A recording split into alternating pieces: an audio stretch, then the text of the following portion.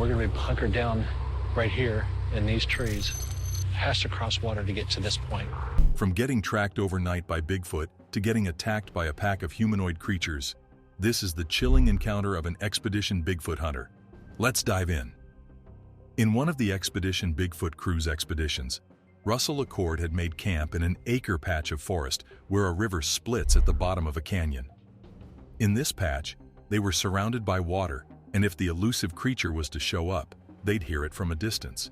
But what they didn't consider was that they would be trapped in that small island with the towering humanoid giant.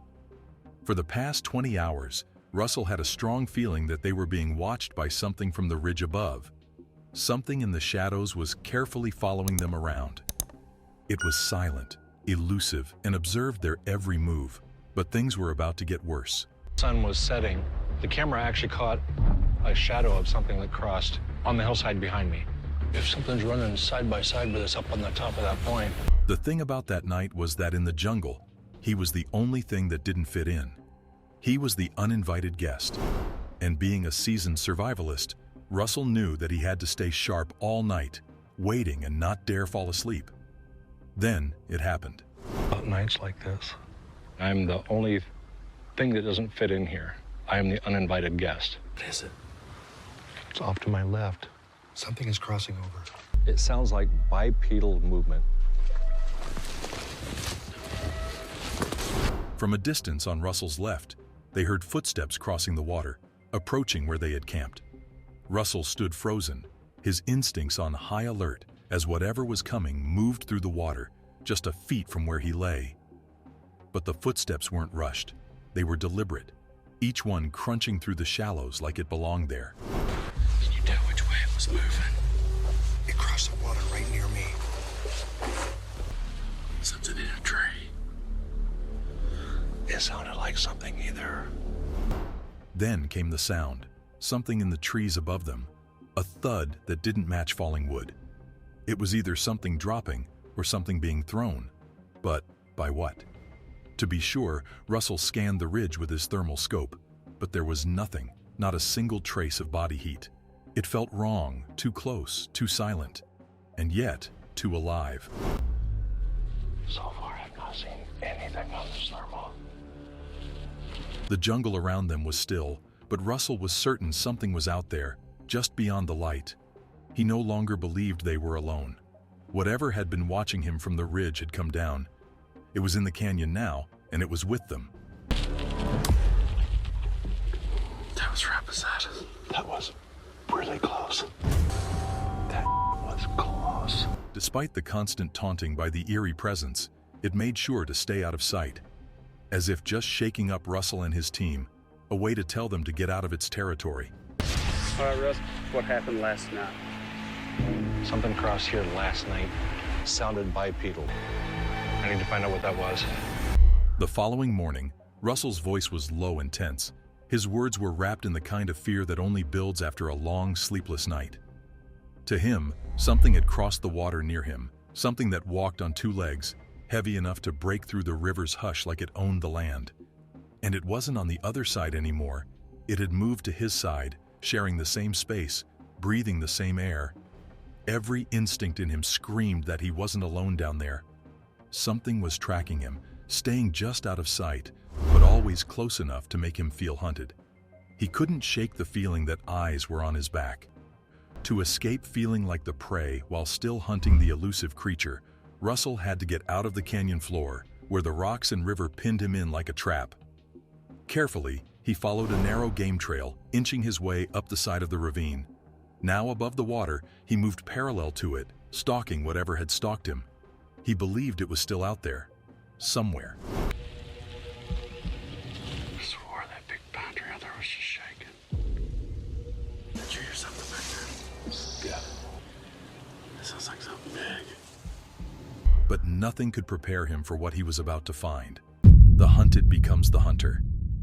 As he moved through the thick underbrush, Russell stood still, staring at the pine tree ahead, its roots still firm in the earth.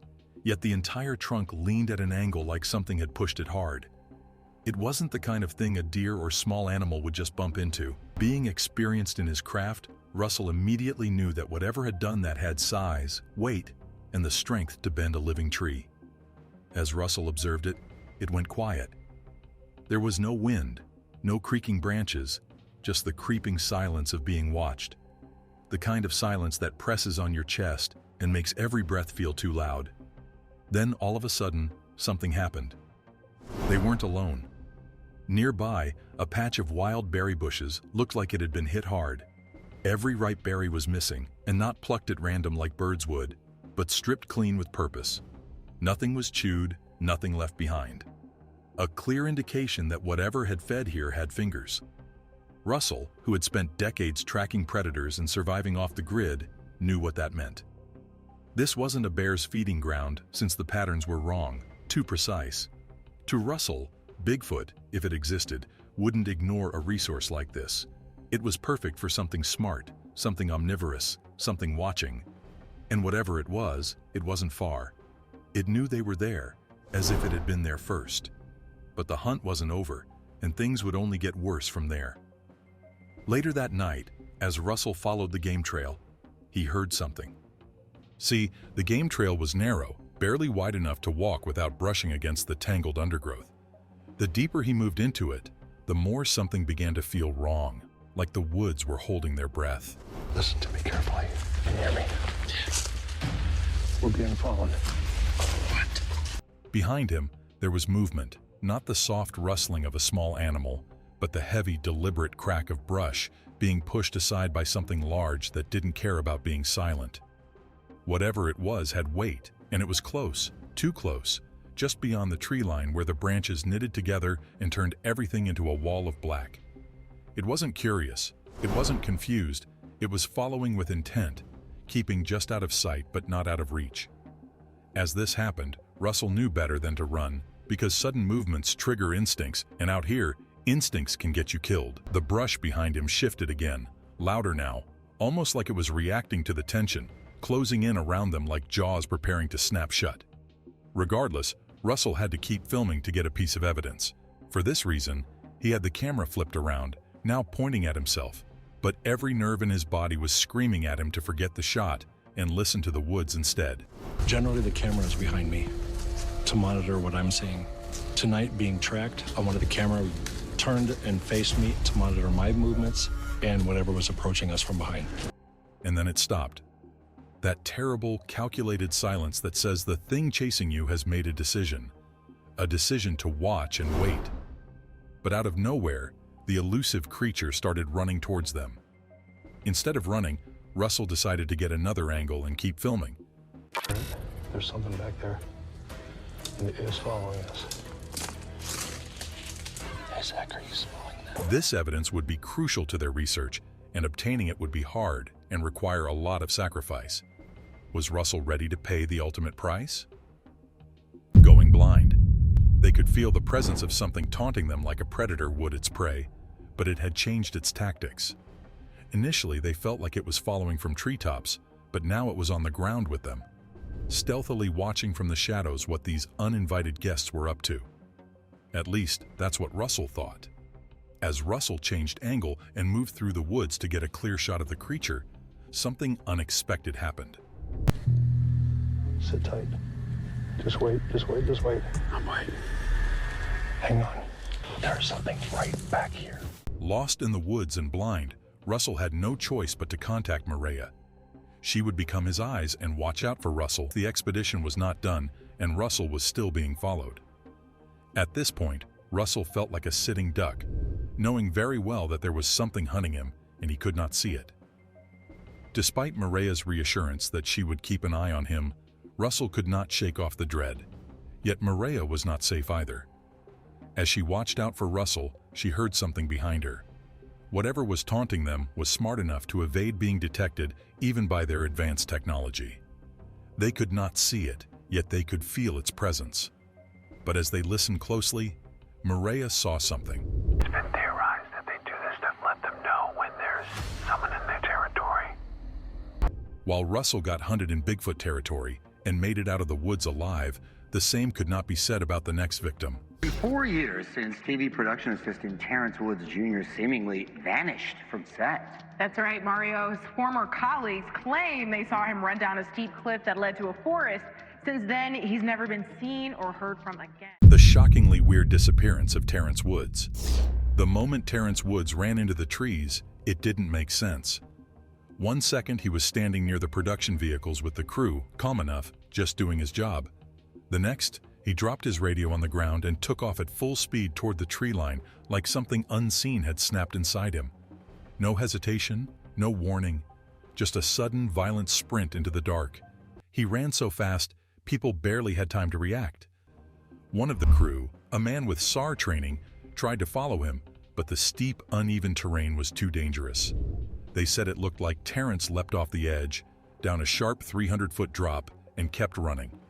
Thick branches, deadfall, jagged rocks, nothing slowed him down.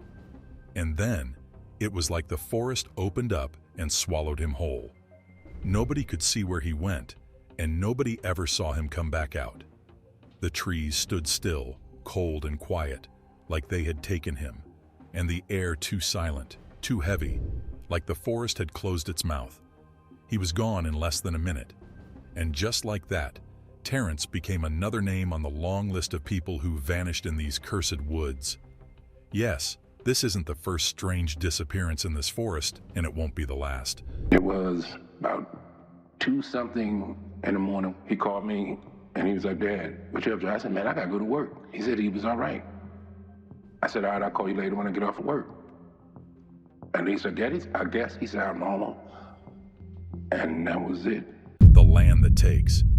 Nez Perce Clearwater National Forest is the kind of place that doesn't care if you make it out alive. It stretches endlessly, layered with tangled deadfall and knife-edge ridges that twist through ancient trees older than memory. It's the kind of place where even the wind feels like it's holding its breath. The forest floor is a mess of broken limbs and slick moss, and the deeper you go, the more it begins to feel like the land is folding in on itself, closing the path behind you. Predators roam freely here. Bears, cougars, wolves, all silent, all masters of the dark. But it's not the listed predators that freeze the air in your lungs. For centuries, indigenous tribes revered this land, not just for its beauty, but for something darker, something sacred and feared, something that made them tread carefully and never walk alone once the sun dipped below the pines. They spoke of tall, shadowed beings that moved without sound and watched from the hills, always just far enough to remain unseen, but never far enough to be absent. Travelers today whisper about the same things, strange howls that cut through the silence, heavy footfalls where no animal should be, eyes that glow not red, but amber, fixed and unblinking from the ridgeline above. Whatever stalks this forest has never left, and Terrence was about to come face to face with it.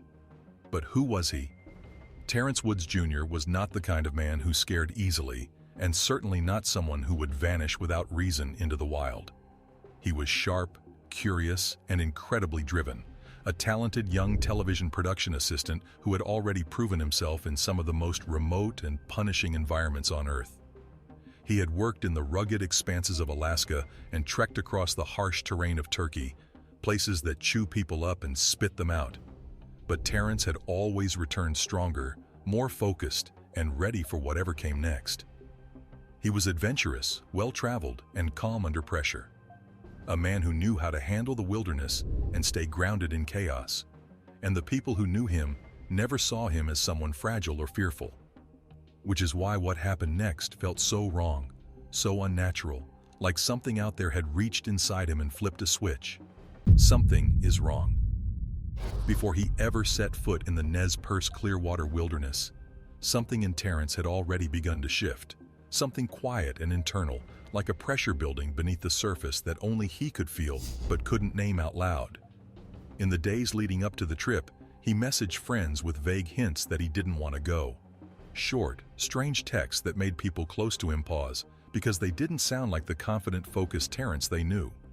Even before the crew began filming, those who were around him noticed how he had pulled inward, how his usually warm, talkative nature had gone cold.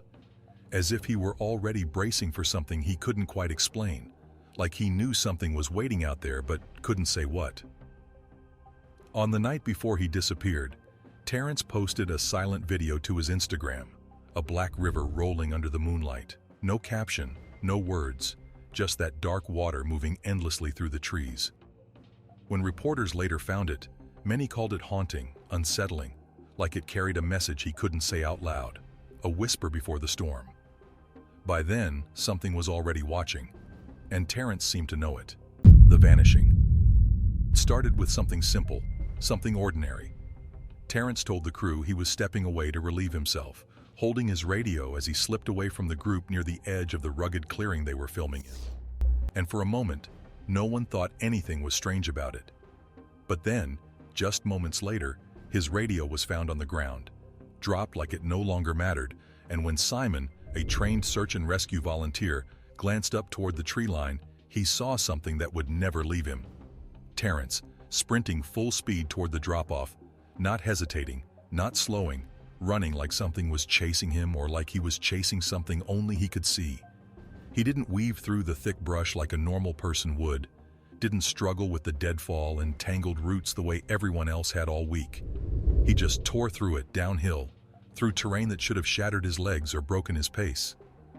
Simon, for all his training and instinct, only chased him for a few steps before stopping cold, sensing that whatever was driving Terrence was not something you followed, not something you got involved with.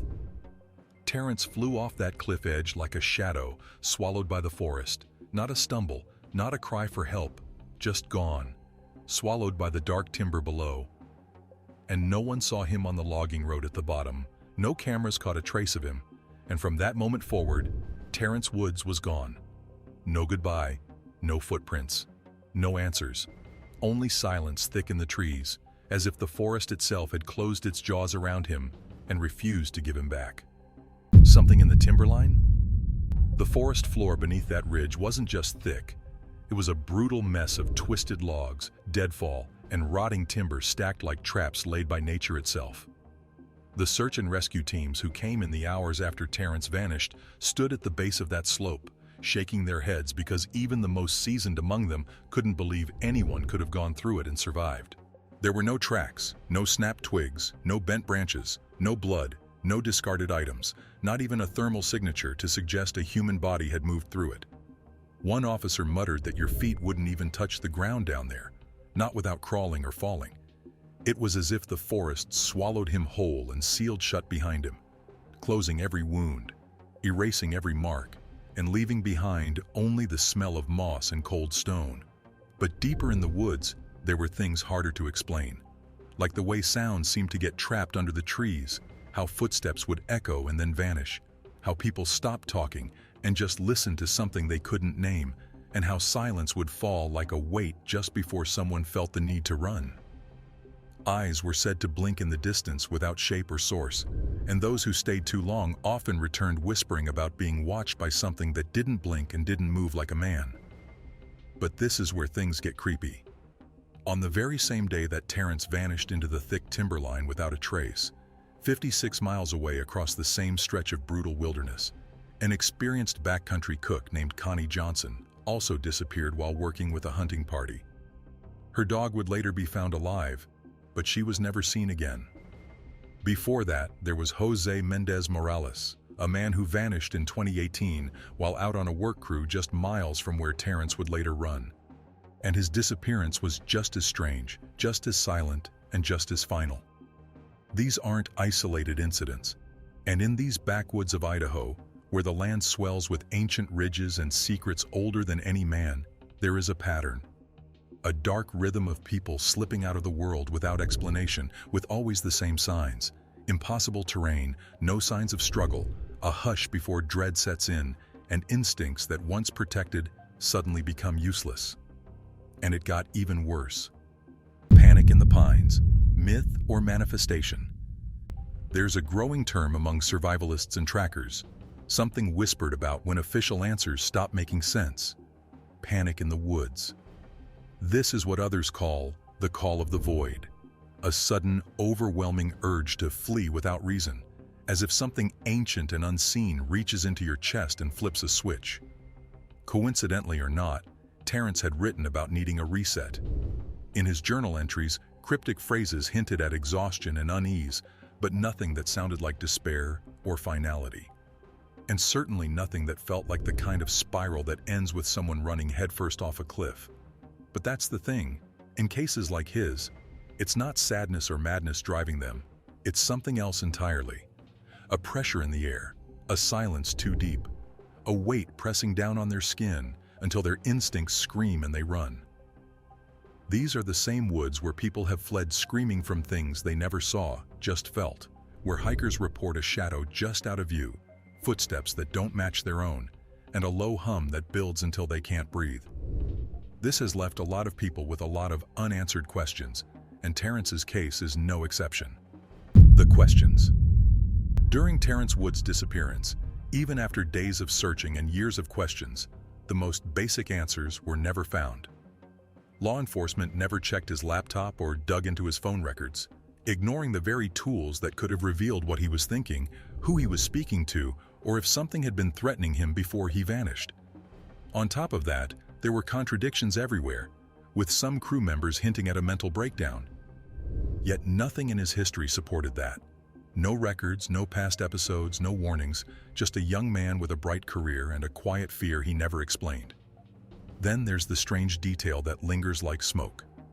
Items were removed from Simon's room, the very man who watched Terrence vanish, before police could secure the scene, and no one ever explained why.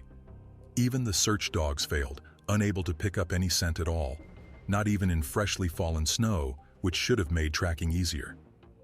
And that night, the forest was unnaturally quiet. So quiet, it felt like the jungle was holding its breath. With all these unanswered questions, a theory emerged. Deep in the woods, the idea of Bigfoot stops being just a campfire tale and begins to feel like something more, something breathing just out of sight. Locals have whispered about massive shapes moving through the timber without a sound, of trees pushed down as if by an unseen hand, and of berry bushes stripped clean overnight. But the most creepy is of campsites that felt watched even though no one was there. What's eerie isn't just the strength or stealth, but the silence. A presence that presses on the mind, something that doesn't need to chase or growl, just exists in the corner of vision until fear becomes unbearable. The pattern is there. People vanish in wild places, no struggle, no blood, just sudden flight, overwhelming fear, and the deep, impossible quiet that always follows.